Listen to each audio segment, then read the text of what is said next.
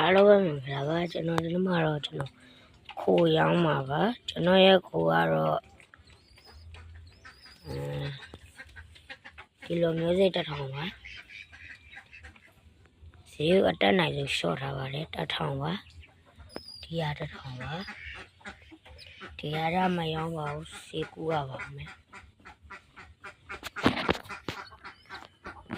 အပေါ်ကခိုးရီကတော့ဘူးမရောင်းပါဘူးဖောက်မယ်အလားမွေးမယ်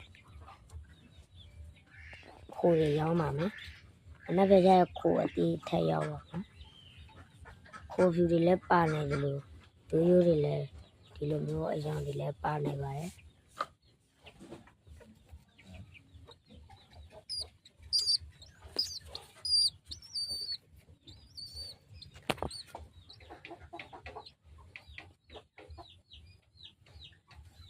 အဲ့ဒီကကြတော့ဥချင်နေပြီ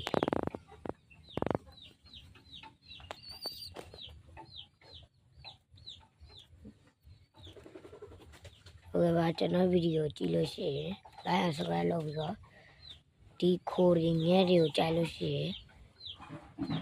comment ပါဖြစ်ပါ comment ပါဝင်ရောက်ဖြည့်ဆို့နိုင်ပါတယ်